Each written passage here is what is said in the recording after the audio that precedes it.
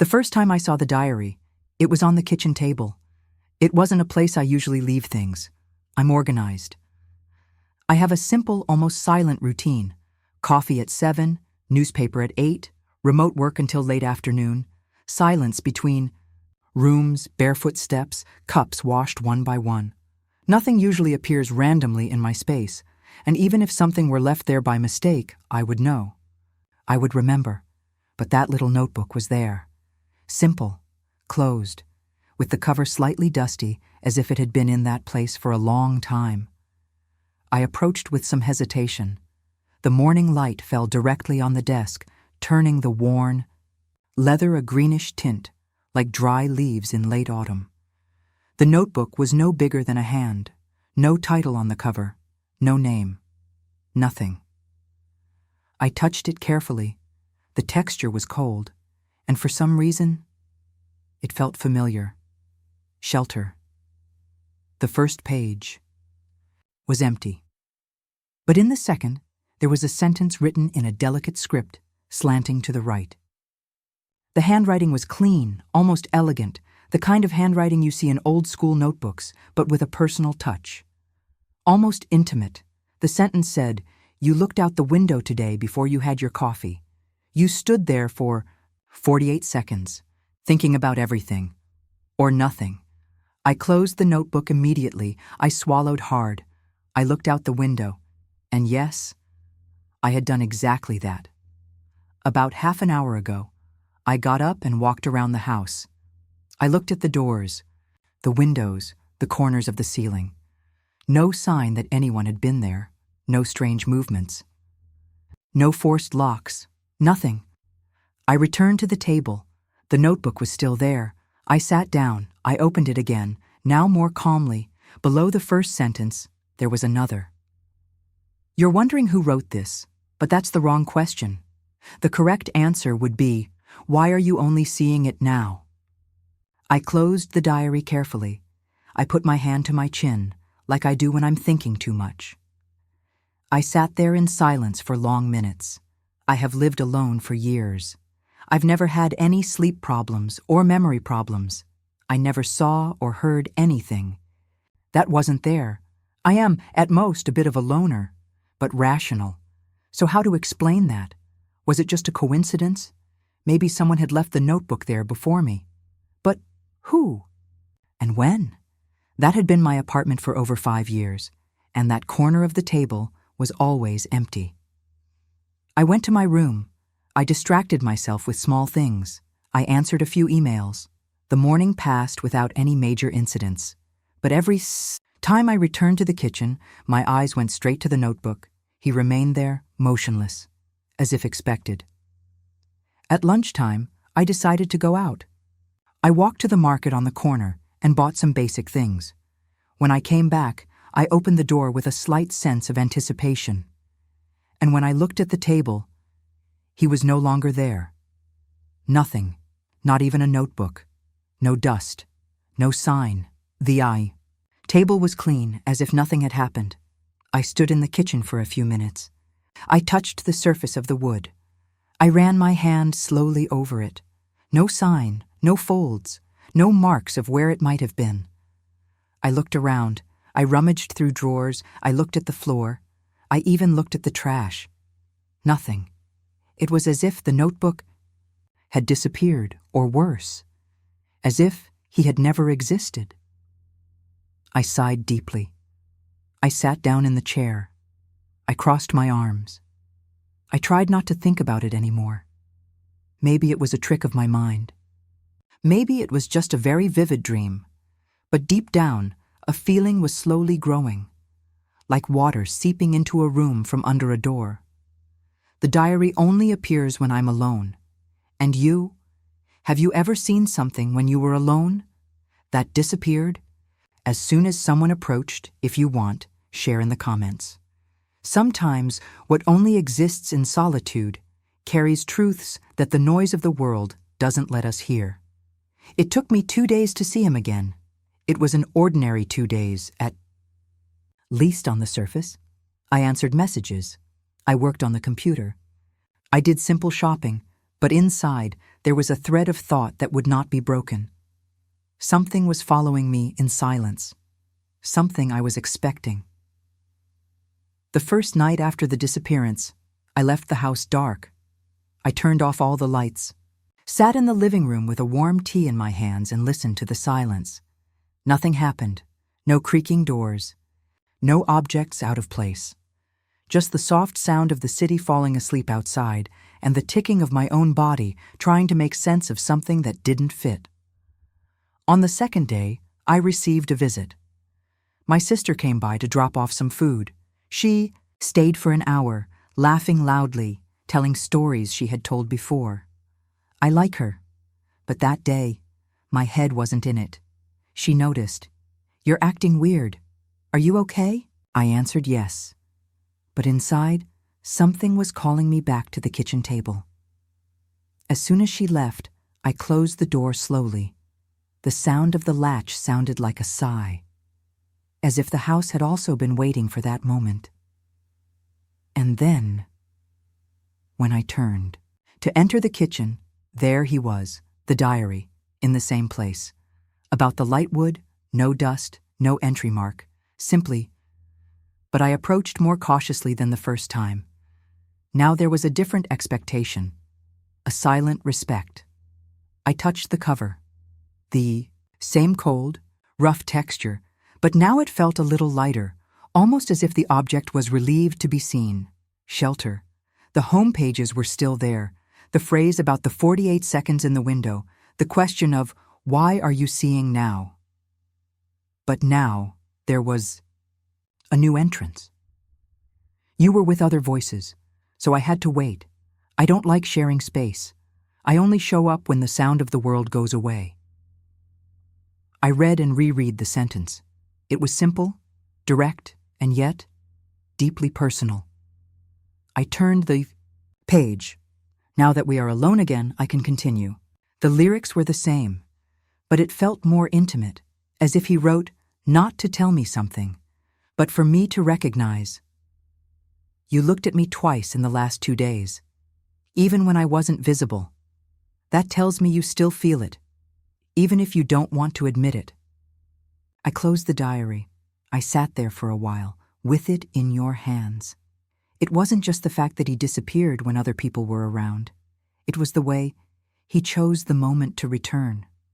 He didn't reappear as soon as my sister left. He waited. He waited until the room was empty, not just on the outside, but inside, until I wastrelly alone and, in a way, receptive. That night, I tested a limit. I called a friend and invited him for a quick coffee the next day. I didn't tell you about the notebook. Of course, I just wanted to test something. When he arrived at 4 in the afternoon, the diary was on the shelf, escondido, but present. During the visit, I looked in his direction several times. Nothing. When my friend left, I calmly closed the door.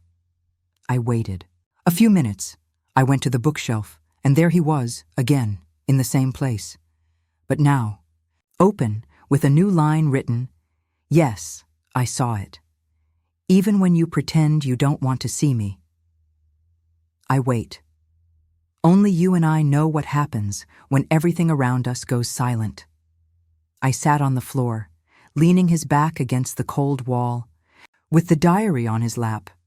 And there, for the first time, I felt something I couldn't name. It wasn't fear. It was proximity. As if someone touched me not with their hands, but with memory. The next morning, I woke up with a feeling that something had been said while I was sleeping. There was no sound, no audible voice, but inside his head, a soft echo repeated itself. Words that seemed to come from far away, like a forgotten thought that had returned to seek attention. It took me a while to get up. I lay in bed for several minutes, staring at the ceiling, letting the daylight slowly enter through the cracks in the blinds. The room was silent. The whole house, in fact. It was the kind of silence that seemed to want to tell me something. I got up calmly and walked to the living room without looking directly at the corner where I had left the diary. I made coffee. I washed the cup, organized the table as usual. Only then did I allow myself to look, and there he was, open, not where I'd left it the night before, which was disconcerting in itself. He had moved. Now it rested in the center of the table, with its pages open and exposed, as if it were in the middle of an interrupted conversation and was waiting for my attention to continue. I sat down. I approached slowly. The words were there, on the left page. The firm, smooth handwriting looked recent, but the paper, no. The leaf was already yellowing, as if it grew older with each appearance. I read it slowly. You woke up before your alarm today. You lay there for a while, thinking about what you could have said, but you didn't. And yet, I heard it. I swallowed hard. That sentence summed up exactly what had happened minutes ago. The diary was watching me, not just from the outside, but from the inside. Inside. You feel that these words are yours, but you don't remember writing them. And that's right, because you didn't write them with your hand, but with absence. I closed my eyes. I took a deep breath. Something was beginning to take shape inside me. A vague but persistent idea. The diary is not just a strange object. He is a reflection from a place inside me that has been closed for too long. I went back to the page. The first words are always the hardest, because they break the silence that protects you, but they also break the silence that holds you back. You've written here before, not with letters, but with feelings that didn't fit anywhere. I got up from the chair, I went to the bathroom and washed my face. As I looked in the mirror, I felt something different, as if my eyes were carrying another pair inside them, as if someone was watching me. For me. I went back to the room. The diary was still there. I picked up a pen. I sat down and, for the first time, wrote something. Who are you? I didn't expect an immediate response. But she came. Exactly 4 lines below. The letter formed before my eyes, as if an invisible hand was patiently drawing it. I am what you swallowed in silence. I am the part you tried to keep unnamed. I am what was left when you left yourself. I stood still. The mind turned slowly, but without chaos. It was as if everything was suddenly falling back into place, only in an order I had never known. It was not invasive. It wasn't scary. Too intimate. I closed the diary. I ran my hand over the cover. I sat in silence with him across the table, and for the first time I understood. The words written there were mine, even though I didn't remember saying them, even though I spent years pretending they didn't exist. As the days went by, the presence of the diary ceased to be a surprise. He always appeared in the same way, silently, at the exact moment when the house was mine again. It was not enough to be alone. It was necessary, be silent inside. All it took was for the noise to cease, for the obligations to be silenced, for the mask of the day to be removed. And then he appeared.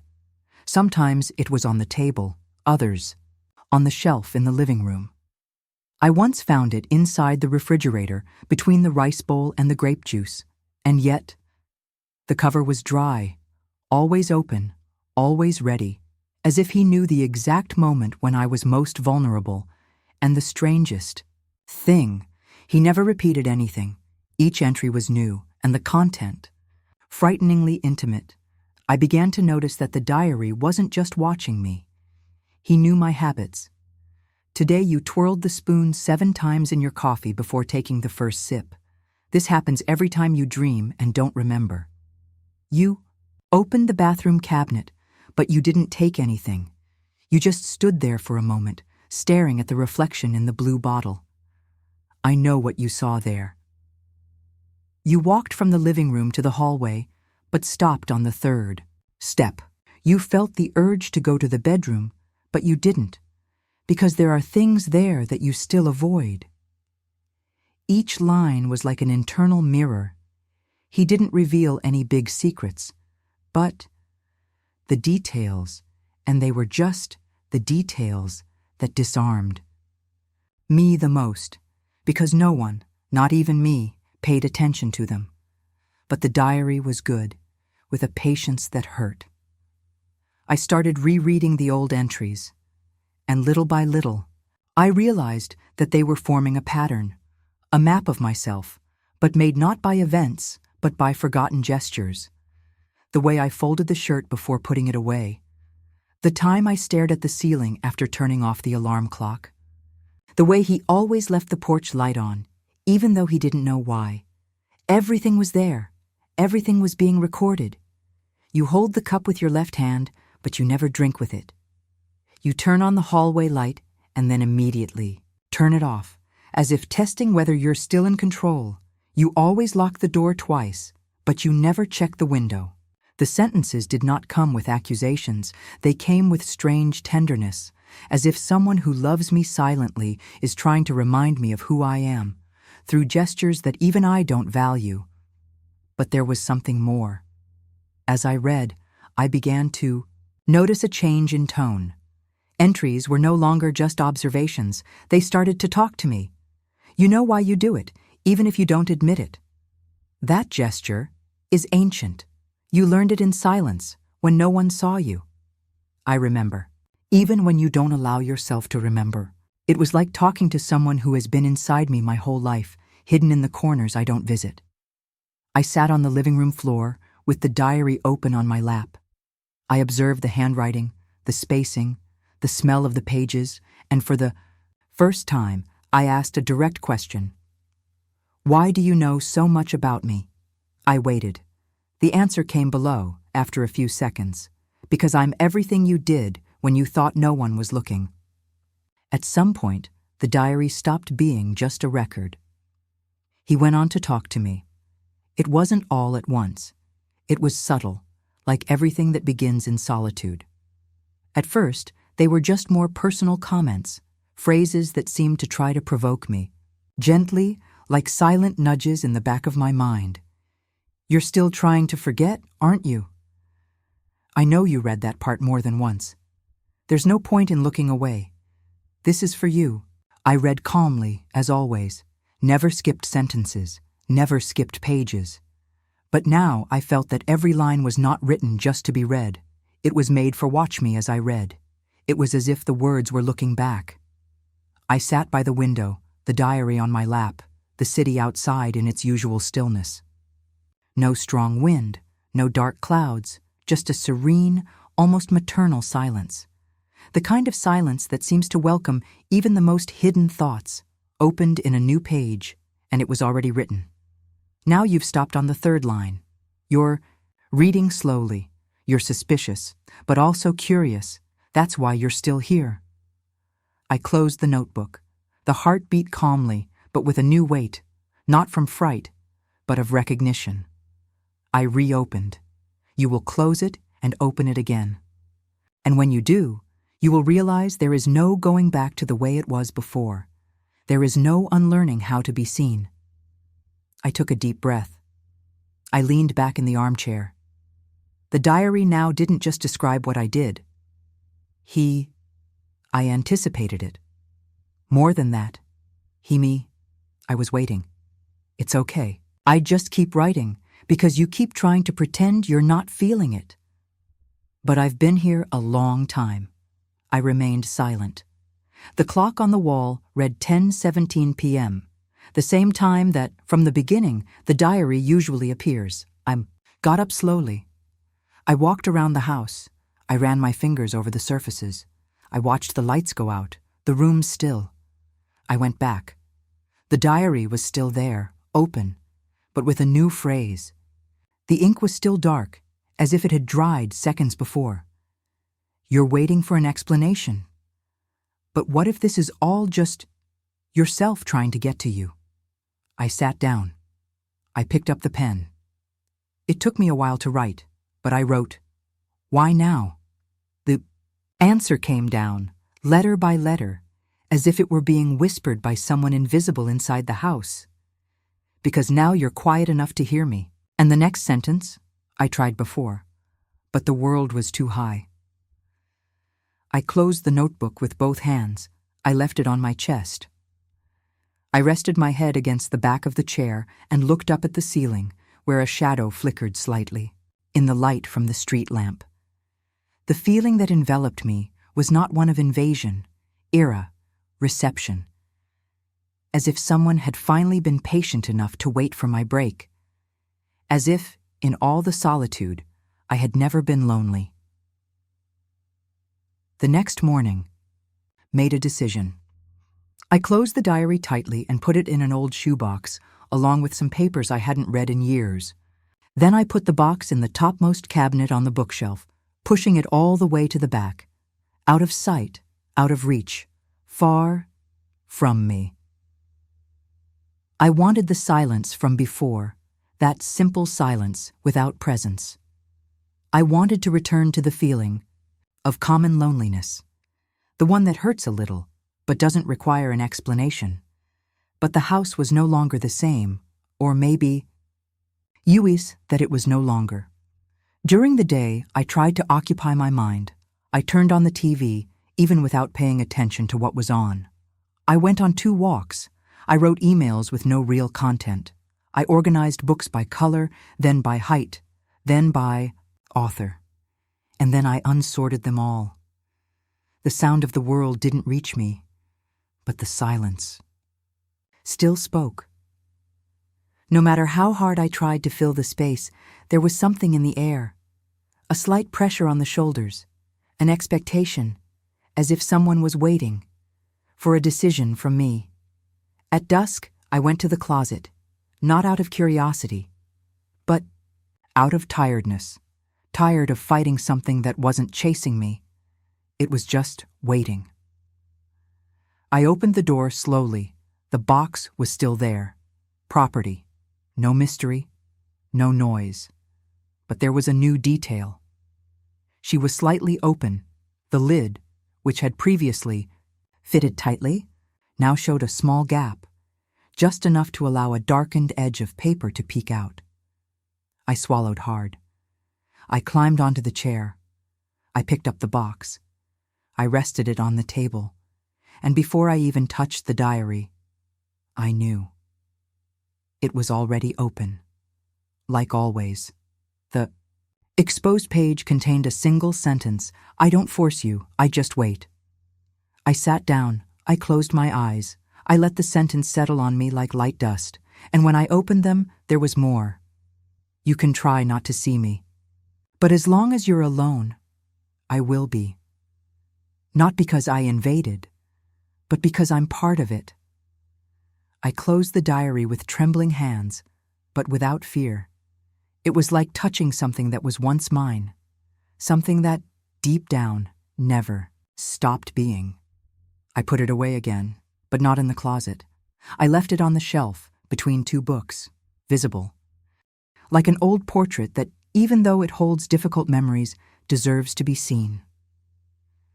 That night, I went to bed early, not for sleeping, but for to hear. And what I heard was not sound. It was presence, a warm feeling on the skin, an invisible breath. That seemed to accompany mine. A sigh not given, but felt. And there, between the covers, eyes open in the darkness of the house, a truth fell softly like a leaf. There's no point in running away from something that only appears when you're alone. Because loneliness, sometimes, it is the place where you yourself are waiting for you. The days returned to a semblance of normality. Late afternoon walks, open books I pretended to read, cups left half empty. The routine continued, at least on the outside. But inside, something had changed forever. It was no longer just the presence of the diary. His very presence in me. I began to notice details that had previously gone unnoticed. Small noises. The feeling of being followed, inside. The kind of discomfort that doesn't cause immediate fear, but generates a slight strangeness, like a recurring thought that you swear you didn't create. but that somehow is there. The diary appeared more frequently now, sometimes in the morning, sometimes at night, and on rare occasions I would find him before I even thought about him. I started taking notes on my phone. I wanted to record what I read, what I felt, but I realized that even before I wrote anything, he already answered. You're trying to write this down on your phone right now, but it won't work. Because what matters is not what you want to remember. It's what you're trying not to feel. I read it calmly, no rush, no surprise. With each page, the diary seemed a little more self-aware, as if it were waking up with me, or rather, as if he were the part of me that never fell asleep. There were phrases that touched on thoughts I hadn't yet formulated, sentences that described sensations that I would only experience hours later. No predictions, reflections. It was as if every gesture, every micro-expression, every thought whispered inside my head was already written, and in a way, was expected. Today you wanted to speak, but you didn't. And that's okay. I felt the sentence stuck in my throat. I saved it for you. You imagined what it would be like to disappear for a while. I saw you disappearing inside, even with your eyes open.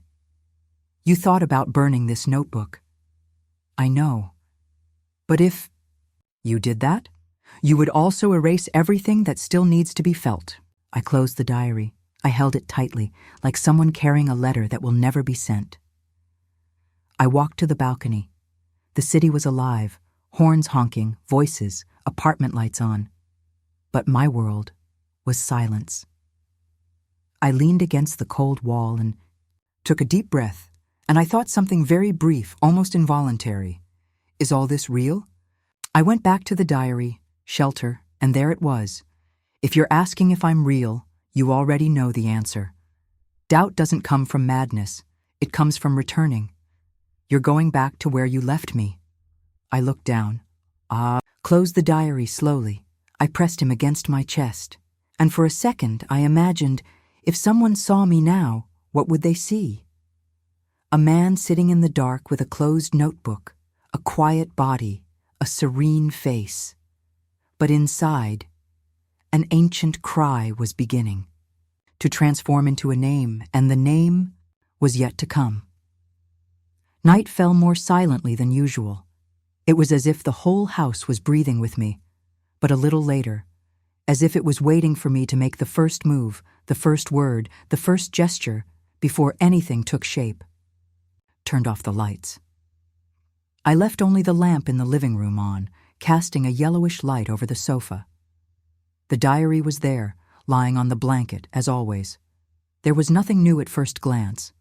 No marked pages, no obvious sign of change. But inside me, something was brewing.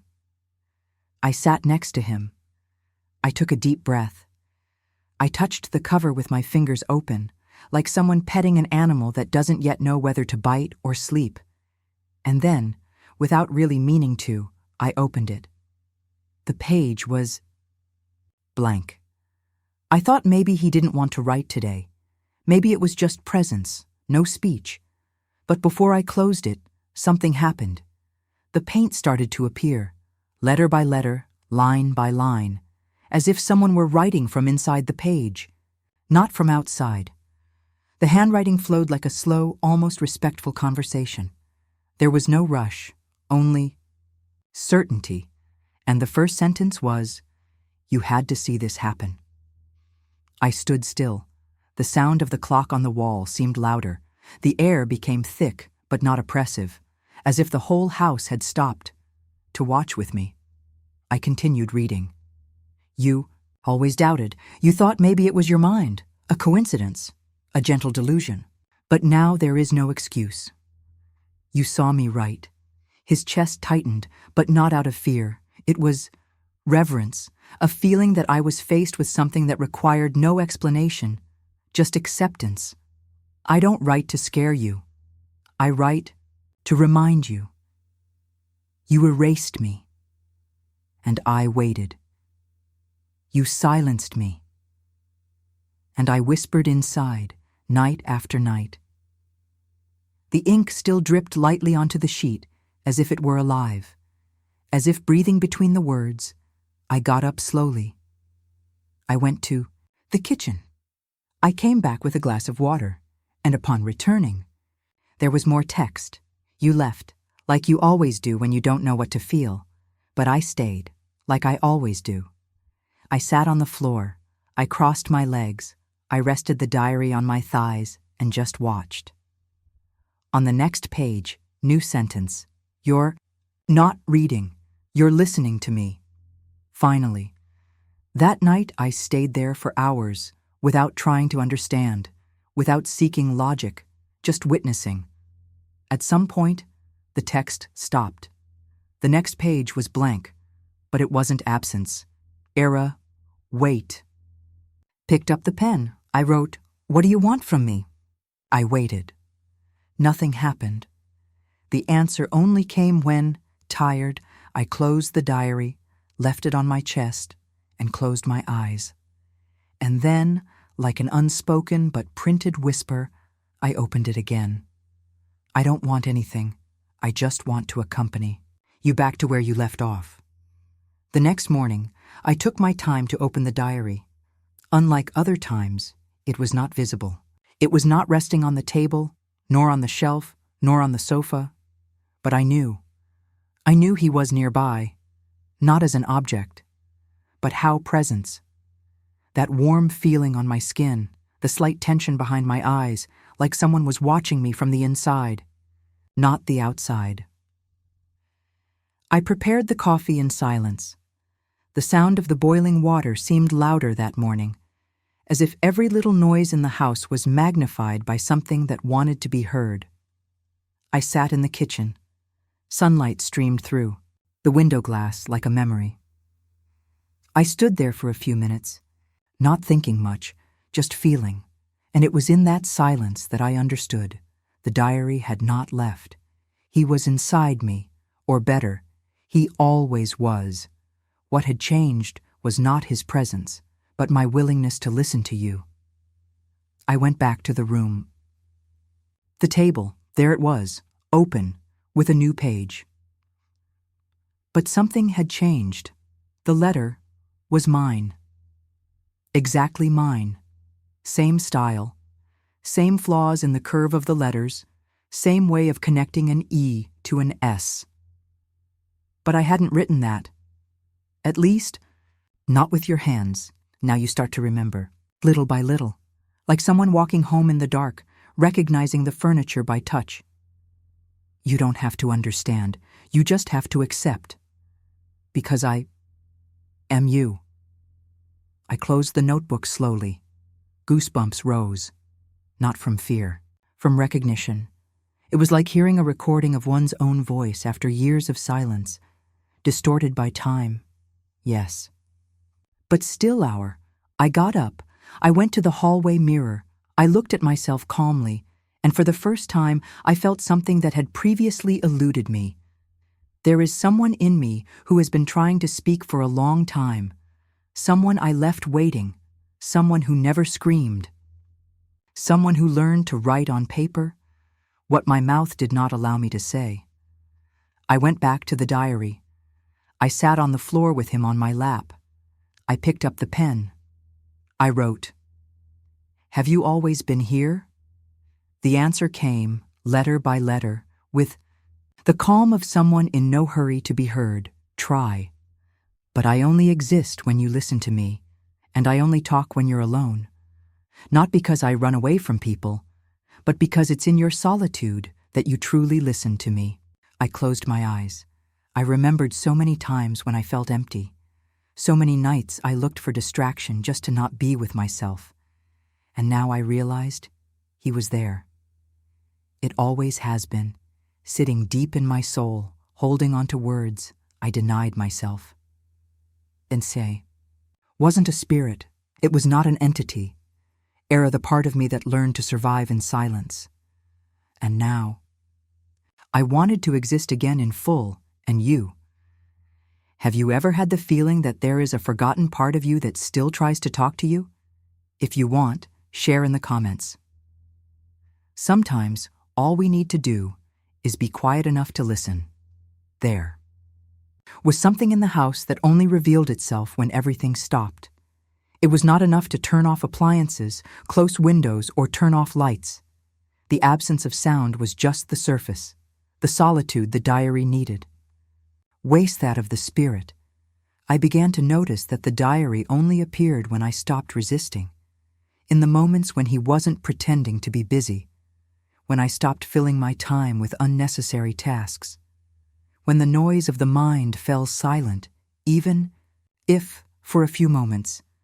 It was at these moments that he appeared, and not just at the table, but in objects, in the words that came to my mouth without me knowing why, in dreams, in the small forgetfulness that, suddenly, came back as memories. It was on one of those nights, when I left the television off, my cell phone face down, and sat down just to exist, that everything became clearer. The diary appeared next to me on the couch. I don't remember putting it there, but that didn't matter anymore. I picked it up carefully. I opened it slowly. The page was written, but this time, the ink seemed thinner, as if it wasn't made of paint, but of echo. You see me more easily when you are alone, because solitude is the place where the world returns you to yourself. I read it calmly. The voices of others distract you. The routine intoxicates you. But when everything stops, I'm still here. I am not a punishment. I am a portal. Loneliness is not where you lose, it's where you can come back. I was silent for a while. The page did not change. But something changed in me. I realized that I started to look at loneliness with different eyes. She was no longer absence. She was a key. A way back. Mirror that didn't lie. A whisper where the world screamed too much. I closed the diary. I stayed there, with him on my lap, watching the streetlight coming in through the gap in the curtain. Everything was quiet. And at the same time, everything spoke. The furniture, the shadows, the texture of silence. It was as if the entire house had been built for this moment, not just to protect myself from the world, but to contain myself, until I was ready to listen. I picked up the pen. Wrote with a chest voice, "Was loneliness always the way?" And below, the answer came simple, direct, as if someone already knew what I was going to ask. Always. But not the loneliness of abandonment. That of encounter. The one that starts hurting and ends up leaving you back to yourself. It was a particularly quiet night, the kind of silence that neither bothers nor comforts. It just exists, like a thick cloth covering the world, suffocating things inside and out. The house was tidy, the lights low, the air cold, and inside me, a warm restlessness, the kind that doesn't push but invite. I sat on the living room floor as I have been doing. More often, the diary was on the rug, open but blank. I stared at myself there for a few minutes, and for the first time, I didn't wait for him to speak first. I picked up the pen. I squeezed it between my fingers, and I wrote, "If you are part of me, why did I abandon you?" The ink had barely dried when the answer came out, with the same fluidity as always. You didn't abandon me. You kept me, in the darkest depths, where no one could touch me, not even you. But now, you have courage. Courage to return. I closed my eyes, I took a deep breath, and I felt something I hadn't felt in a long time. Belonging. If that conversation wasn't starting now, but only being resumed. I picked up the pen again. "Do you have a name?" The response took a few seconds, but when it appeared, it was accompanied by something else, something emotional. "I have the name. You gave me when I was a child, but you forgot.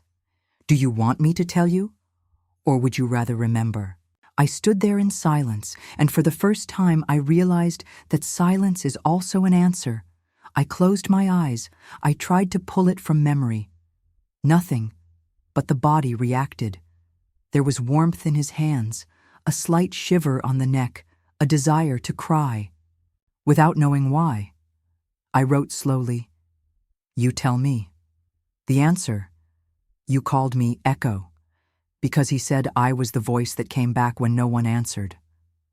I closed the diary with a weight on my chest, a good weight, a memory perhaps, or just the soul recognizing something that the mind still couldn't name. I got up and walked to the hallway mirror. I looked at myself, and something inside my eyes seemed clearer, as if there, behind the pupils, there was someone awake, after. Being asleep for a long time, I went back to the diary. I wrote with lighter hands, "I missed you," and, like a hug that cannot be touched, the answer came. I never left. It was during a rainy night. The water flowed down the windows gently, as if the world outside was also trying to remember something. The sound of rain filled the house, with an ancient rhythm that soothed without falling asleep. I was alone, as always. But now that didn't matter. It was necessary. I sat in the armchair in the living room with the diary on my lap, the lamp on, my body lightly covered by a thin blanket.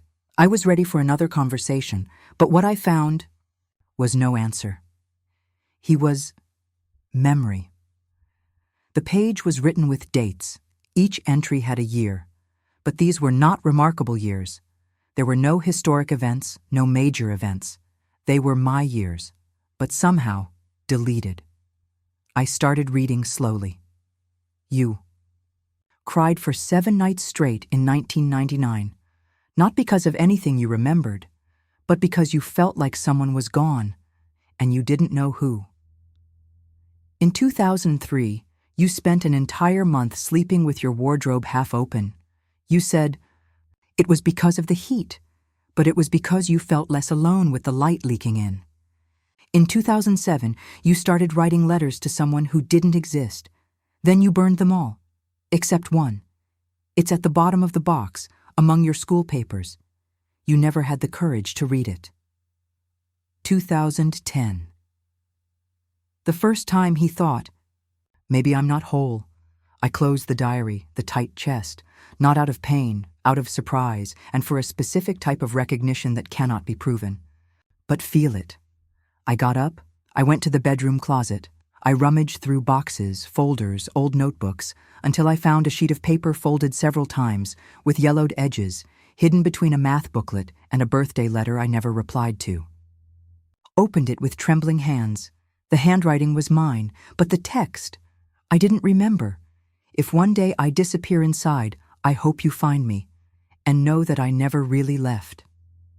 I sat on the floor with the sheet in my hands, the diary on her lap, the past before me, and there, in that silent intersection between what I lived and what I forgot, I understood. Not every memory needs to have been conscious to have been real. Went back to the diary. I wrote in the same handwriting I used to sign letters to myself. These memories, are they mine? The answer, they are ours. You lived, I felt. You forgot. I saved it. Now that we are together again, they come back, not to hurt, but to heal. I closed my eyes, and for a long moment I let my head rest on the edge of the sofa.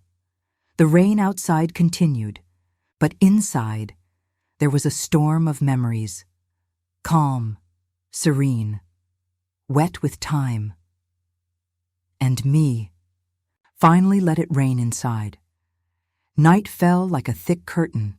No wind, no sound, only the kind of darkness that doesn't scare, but invites.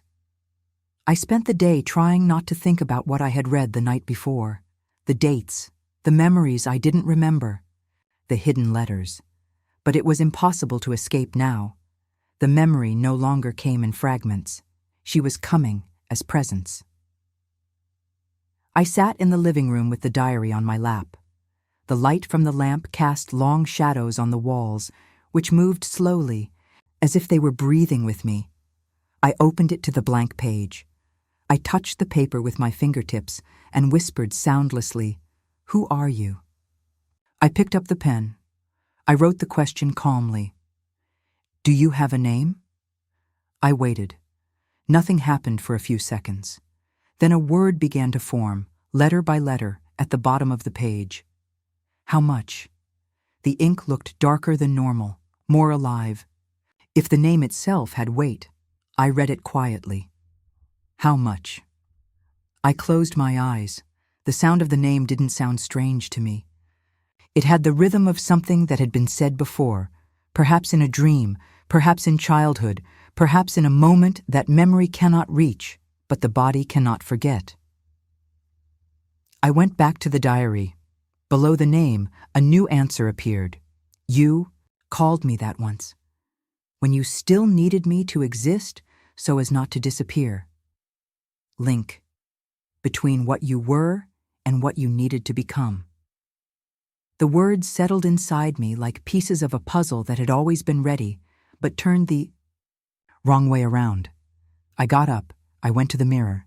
I looked at myself, and for an instant, I felt like I wasn't alone there. Not with someone behind, but with someone inside, a silent presence, as an emotional reflection, like a shadow that does not darken, but welcomes. I went back to the diary. I wrote, without hesitation, "Are you part of me?" The answer was short. I am you when you are not trying to be something else. I stood still. I let the phrase echo.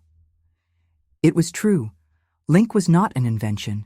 It wasn't an imaginary friend, not a strange entity. It was my way of keeping myself whole. When being whole seemed impossible, in childhood, in adolescence, and even now, in adult life, in days when the world demands so much that we forget who we are to fit into places where we should never be. Closed the diary gently. I caressed the cover with a caress that one only has for something that holds something sacred. That night, I dreamed of an old room with a small bed, with a boy sitting on the floor, drawing a circle with his finger on. "The carpet," he said, "as long as you remember me, you won't get lost." I woke up to the sound of my own name, but said from within. The name stayed with me all day. How much? I repeated it silently so many times that at some point it stopped feeling new. It was no longer a name. Era and echo. Like when you find a place you've already been, but you can't say when. A feeling of deep familiarity mixed with a slight regret, as if something inside you said, "I should have come back sooner." I spent the day distracted. The food got cold on the plate. Time seemed to stretch strangely, too slow at the wrong times, too fast in the seconds I was trying to write, remember, understand. As night fell, the house seemed smaller, not physically, but emotionally, as if he was waiting for me to come back, from somewhere I should never have left. I sat in the armchair, like other days. The diary was already there, resting on the arm of the chair, like a domestic animal that knows when to approach. I opened it carefully. The first sentence was a reminder. The name woke you up, but the name is just the beginning. I turned the page. You didn't forget me. You put me to sleep. It was necessary. I understand. Back then, it was too dangerous to stay awake. I read it carefully, each word as if it were a piece of me being returned. But now, you feel the absence. Not as longing, but as guilt, because you know you left me, and I was left waiting, not in a place, in a time. His throat tightened. I closed the diary for a moment and looked around. The room was as usual, curtains closed, lamp on, silent clock. But there was a feeling present, as if someone was watching me with sad love. I went back to the diary. I picked up the pen. I wrote, "Did I leave you To survive? The answer came as a whisper, straight from the paper. You left me because carrying me hurt. But now, what hurts is not having me. I closed my eyes, and then a thought arose, not as reasoning, but as emotional memory. Elo was with me on the nights I didn't cry, in the words I swallowed, in the questions I never asked. He was the space where my pain could exist without breaking me. But at some point, I closed it, I locked it, I hid it, and the world followed, but with a piece of me left behind. I went back to the diary. I wrote, "Did you feel forgotten?" The answer was short, simple, devastating. "I just wish you would come back." I spent a long time without writing anything, just looking at the paper, the name, the sentences, the absence. And I felt, for the first time clearly, I'm not alone. But I made someone inside me believe that I was. That night, I didn't think of the diary as a notebook. For the first time, I didn't touch it with my outside fingers, but with my inside eyes. It was on the table, open, like always. But it didn't look like paper, not even aged leather. It seemed a being, something that pulsates as if each page were made of ancient skin, as if each sentence was written in slow blood. If all the time I was leafing through myself, I sat down in front of him. The room was silent, and time seemed suspended. It did not move forward or backward.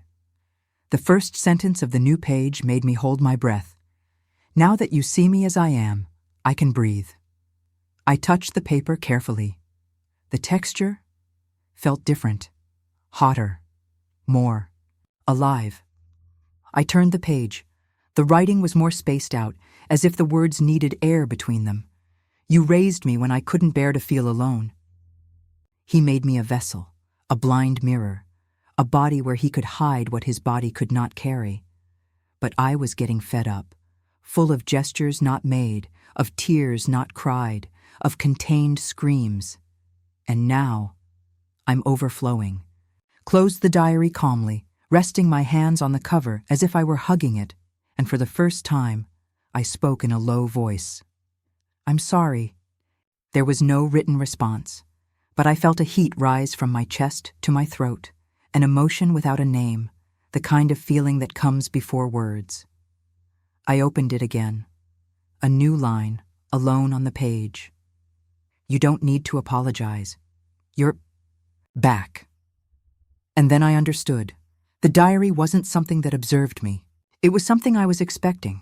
It was the symbolic body of everything that didn't fit inside me, everything I needed to keep somewhere, even if I didn't know where. It was like an emotional vault, buried deep within the soul, and now, reopened. Wrote again, with a trembling but firm hand, "Do you still need to exist?" The response was gentle. "As long as you still forget, yes. But now, we are closer to the end. And not because anything is going to end, but because you are starting to carry me without pain." I closed my eyes, I took a deep breath, and for the first time, I felt that what was written there also lived in me. No more paper needed, not even ink, not even from a distance. The diary was not an object. It was memory with a body. That was all that was left of me, waiting for me to stop running. The night arrived as always, little by little. The light was losing strength in the windows. The noise from the street was fading away. And thoughts, as always, began to gather in the corners of the house. But that night, I didn't want to read, not even writing.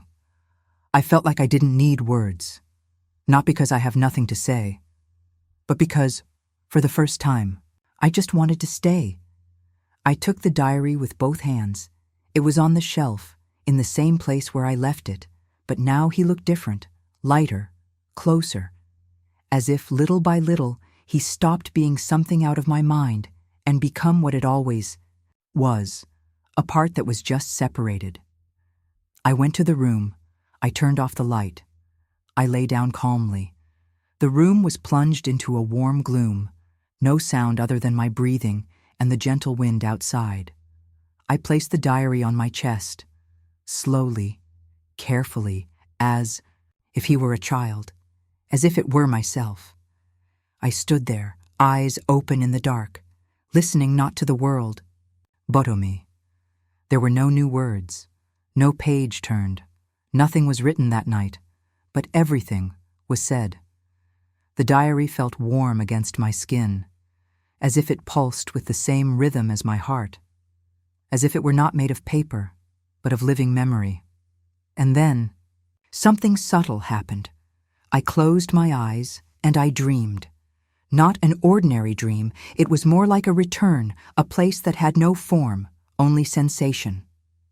I was lying in the same room, but it was smaller, with light wood furniture, an old lampshade, and, in the corner, a child sat on the floor, drawing circles with his finger on the carpet. It was me. But not only that. The boy looked at me. He smiled, and he said in the calmest voice I have ever heard, "Now you can sleep." I woke up with the sky still dark. The clock read 4:17. The whole house was silent, but the heart light. The diary was still on my chest. I closed my eyes again, and sleep. No questions, weightless, no rush, just with the feeling that finally I were together. The day dawned gray, the kind of color that neither bothers nor comforts. It just silences. I woke up later than usual. The body was light, but the mind, dense, as if I had spent the entire night crossing places that don't exist on maps. Faceless dreams, memories without sound. The diary was still beside me, on the pillow, closed, more pulsating. I got up slowly. The bathwater seemed hotter than necessary. The objects in the house, quieter than usual. Everything around was waiting for something, and so do I. I sat on the sofa with the notebook on my lap. The morning light barely entered through the window, filtered by dense clouds. Shelter. The page was written, not in the usual handwriting, but in one I recognized as being mine. A younger letter, more insecure, slightly inclined, shaky on curves. It was mine, from many years ago. And what was there? It wasn't just text, a confession. Today I write because I cannot speak. No one would understand. And even if they did, they might not stay. So I leave here, in the silence of the paper, what no longer fits inside me. Sometimes I feel like I'm disappearing, not on the outside, but on the inside. One piece at a time, and I'm afraid that one day I'll wake up and all that's left is a functioning body, but empty. Reading it paralyzed me. That text was mine, undoubtedly, but I didn't remember writing it, or maybe I didn't want to remember. I continued. If anyone ever finds this, I hope they know I tried. I tried to continue. I tried to smile. I tried to look whole. But sometimes being seen hurts more than being ignored. So I learned to hide. Even from me. I closed the diary. His throat tightened. It was as if, in that text, I had put everything that I couldn't support on the outside and shrunk it to fit on a sheet of paper, forgotten inside me. I went to the bookshelf. I went through folders, boxes, old envelopes, and there, among school notebooks and unimportant scribbles, I found a sheet of paper folded several times, the edge marked with a drawing of mine, and the same final sentence that was now in the diary, even from me. I went back to the couch. I held the sheet with one hand, the diary with the other, and in that moment, a truth dawned on me. I didn't write to forget. I wrote to be found. By myself. I returned to the new page of the diary. I wrote calmly. Did you keep me when I wanted to disappear? And below, without delay, try. And I waited, because I knew one day you would come back for me. And if I didn't come back, I would stay here, To remember that even when you wanted to disappear, there was still something in you that wanted to live. This time, it took me longer to open the diary. Not out of fear, but out of respect. I felt like the next page wasn't just a new entry. Era, a threshold, cross this page, was to cross myself. I sat on the bedroom floor with the diary on my lap. The world outside existed at a different pace. Inside the house, everything was pause, suspension, presence. I opened the diary carefully, and there she was, a whole blank page. For the first time, without ink, without instruction, without whispers, just empty. But it wasn't a dead void. It was a void intentional, like someone preparing the space for something important. I took a deep breath. I observed the texture of the leaf. The light from the lamp touched the paper softly. I stood there, just staring, and then, in the center of the page, the paint began to appear, letter by letter. Take it easy, with a serenity that was so human it hurt. Now you know why I hid. I closed my eyes. The phrase seemed to echo inside his chest, not as a warning, but as a hug. I remembered everything, from when I wrote in secret for the first time, when I needed to create a place where I could exist without being judged, from when. The diary was the only place where I was complete, and how, over time, I even moved away from him for fear of seeing myself whole, for fear of remembering, and now he gave me back the phrase I asked for. Now you know why I hid. I went back to the previous page. I reread last night's confession. I touched the younger handwriting, as if caressing the face of an older version of myself. I returned to the current page.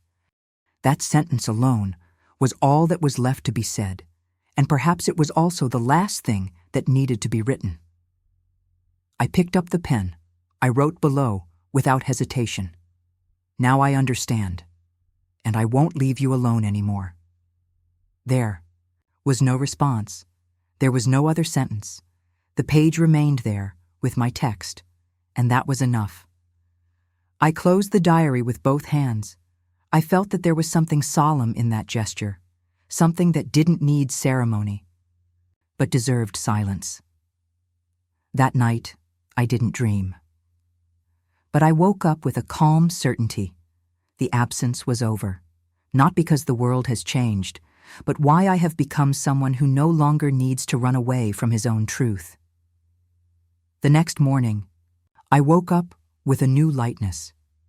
It wasn't euphoria, no relief.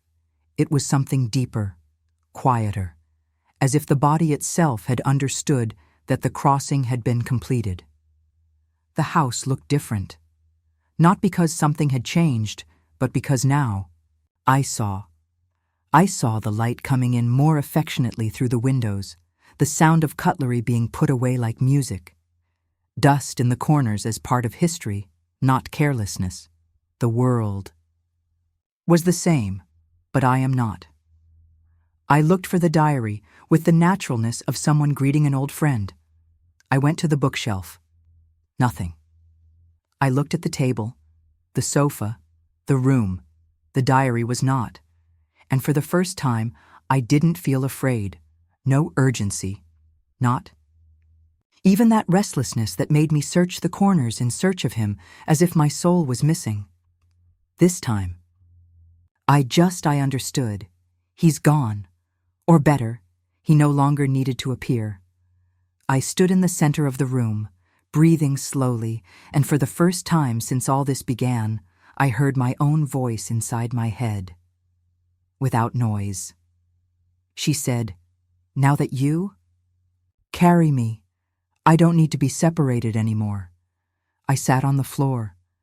I stood there for a long time, just feeling, as if all the versions I once was were close by, not as shadows, but how returned parts. How much? The child who wrote in hidden notebooks, the teenager who erased feelings for survival, the adult who learned to walk alone, but who, at some point, forgot to look inside. Everyone was there. integers. And even without words on paper, there was an unspoken phrase that hung in the air.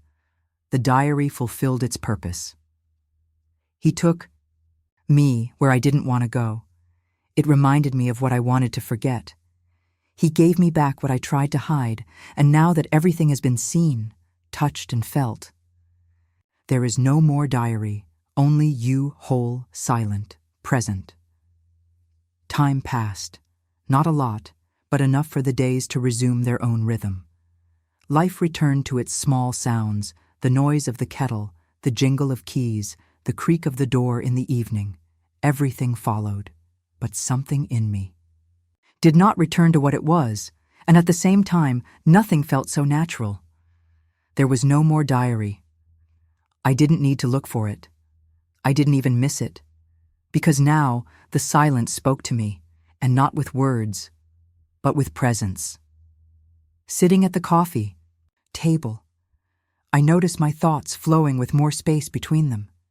Emotions no longer come as invasions, but as visitors, and loneliness, which was once a muffled cry, is now residence. A house where I can finally live without fear. Sometimes I still feel that presence, not as a shadow, not even as a lost object, but how a part that sits with me, watches me, welcomes me. It is the echo of Elo, the part of me that I waited to find again, the voice that only existed when the world fell silent. Now, she lives in me. On days when there are many people, she retreats, but it doesn't disappear. Stay there, silent, remembering that I can come back at any time. I no longer need to run away to listen, nor do I hide to write, because now everything fits. Inside, no more blank pages, no questions waiting for answers. What's left? It is a silence full of meaning, like an empty room where you enter, take a deep breath, and feel that there is peace there. Last night, before going to sleep, I sat in the same place where it all began. I looked at the bookshelf, to the table, to the corner of the room, and smile. Not because something happened, but why, finally, nothing else needed to happen. I lay down. I closed my eyes, and before falling asleep, I felt that phrase emerge in the darkness, soft, internal, loving. As long as you remember, I'll stay here, even if in silence. And then I slept. No fear, no question, without needing to write anything else. Life went on smoothly after the final silence. There were no major changes, the same house, the same routine. But everything, now, was accompanied by a deeper breath, more present. The diary was no longer there, and I no longer looked for him. But on a gray afternoon, one of those where time seems not to want to move, I found her. The pen. It was forgotten among the books. On the shelf, resting on an old bookmark that I hadn't used in years, and when my fingers touched it, something moved, not out, within. The pen was not just an instrument, it was a thread, a link, to everything I had written, read, felt, with everything I had remembered, and with that which still remained quiet. I held on tightly. I went back to the room. I sat at the table, and for an instant, the impulse came with force, to write. But when I sat down, I realized there was no paper, and it wouldn't even be necessary. What I wanted to say, it wasn't exactly a sentence. It was a sensation. The desire to write was just the translation of something bigger, the certainty that I still felt. I took a deep breath. I closed my eyes. I held the pen with both hands, as if it still had memory, and I realized I no longer needed to write to understand, not even to exist, not even to remember. The diary had done its job. He had given me back the ability to hear myself, without needing lines to prove it. I remained there, motionless, for long minutes. The Afternoon light filtered through the curtain and painted the room with an almost golden hue. The silence was the same as before, but now I didn't ask for more words, and then, without realizing it, I smiled. I put the pen away in the drawer, closed it slowly, like someone closing a window after finally feeling the wind. And at that moment, I was sure what I almost wrote was already written. Inside. A few days later, as I was drinking coffee in silence, something gently crossed my mind. The desire to tell. Tell someone. Anyone. Not out of pride, not even out of need to be understood. It was something else. It was like an inner gratitude that wanted to be expressed, even if quietly, even if in just a few words. I thought of an old friend. Someone who has listened to me on difficult days, when words came broken. I thought about writing to her, telling her what I had experienced, the diary, the silences, the forgotten name, the reunion. But before opening the app, I hesitated, held the phone for a few minutes. I looked at the switched-off screen, and I noticed something curious. I wouldn't know how to start, not because what I experienced was complex, but why was it too intimate?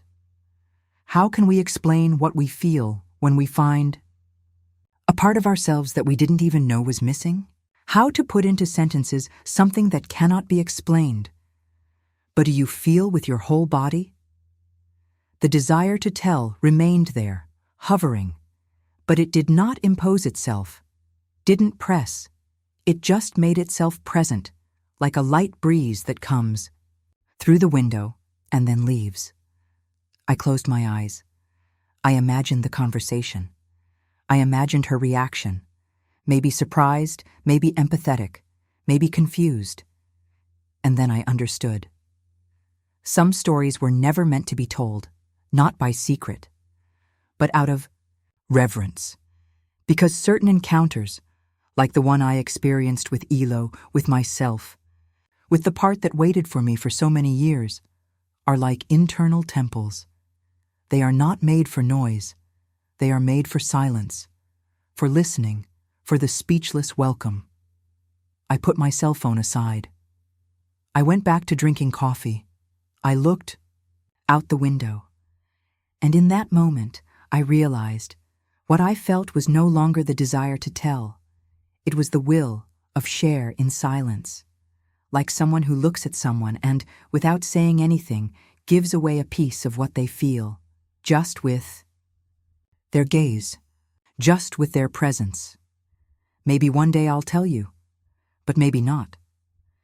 Perhaps some truths live better kept in the space between the heart and time, in that space where language does not reach, but the soul understands. It took me a few days to make the decision. There was no rush, no urgency. The diary did not reappear, and inside me, there was no longer that tension of absence. But at some point, in the middle of any given afternoon, I felt it was time to save. No hiding, not to deny, but to make a gesture, a rite, keep as one who honors. I went to the bookshelf. The shelves were clean, organized with the tranquility of someone who finally comes to terms with their own space. There in the background, behind some old books, there he was, the diary. Just like the last time I saw him, I played calmly. I felt its texture beneath my fingers, firm, silent, present. There was no shiver, no shudder. The feeling was different, serenity. I hugged the notebook with both hands. I took it to the table. Shelter. The last pages were empty, but they weren't white. They carried a kind of energy that didn't need letters, as if everything that had been said remained there, as if the diary, even in silence, still breathed. I took a simple wooden box, which I once used to store letters I never sent. I carefully placed the diary inside, like someone laying someone down to rest. I closed the lid. I wrapped a piece of dark ribbon around it without tying a knot, and in that gesture, I realized I wasn't saying goodbye. I was saying, now you can rest in peace, because I'm still here. I chose a discreet place in the bedroom closet, a small space among old clothes and memories of other times. There he stayed, not as a secret, but as a symbol, a silent testimony that I was indeed broken. But I met, piece by piece, line by line, sigh by sigh, and the most beautiful. I didn't have to throw anything away. I just agreed to carry it. I left the room with a kind of peace that is unannounced, a peace that does not smile, but it remains, made not of endings, but of quiet stays. She came back. Loneliness. Not like a storm, not even as an unwanted visitor. She came back a Solway's turn, sneaking around, along the edges of the afternoon, for the silence between an unmade call and a half-drunk lukewarm coffee. But this time, it didn't hurt. He didn't push me in. He didn't hold his chest. It didn't bring that old urgency to fill every minute with noise or movement. On the contrary, she arrived, sat with me, and we stayed there. Just the two of us, me and her, the old acquaintance, the misunderstood old woman. I walked around the house with slow steps. No external noise reached me, but inside, the silence had another voice. Lower, more human. I stopped in, front of the hallway mirror, and, for the first time, when looking at myself, I didn't miss it. I didn't feel like anything was missing, or that I needed to run to fill the space. Loneliness, which was previously the absence of the world, now it was my company. Link did not appear, not even the diary, no whispers, no ink, but everything that was once said to me was there, imprinted in the way my shoulders slumped lightly, the way I took a deep breath, the way the world, even empty, seemed enough. I sat down on the sofa. Home quietly, the soft light, the absence of noise, and the presence of myself. I remembered so many nights when I fought against this moment, when I turned on the TV just to avoid hearing the sound of my heart, when I filled my schedule with useless tasks just to avoid thinking, when he talked too much, just so I wouldn't listen. And now, what I wanted most was exactly this, to stay. No distraction, without external company, no fear, because finally I learned loneliness is not the opposite of love. This is where self-love begins to breathe. She taught me that there are parts of me that only talk when everything else is silent, and that there is a peace that cannot be achieved in the presence of another. But in my own company, Link may not have come back in sentence form, but he was there. The way I closed my eyes, the way I listened to my own breathing without wanting to interrupt it. And in that instant, the phrase came, "You are not alone. You are with you." There are no more leaves to turn. There are no more questions waiting to be answered. But there is something in me that keeps writing, even without ink, even without pages. And now I understand. The diary did not disappear. He just changed places. He is in me.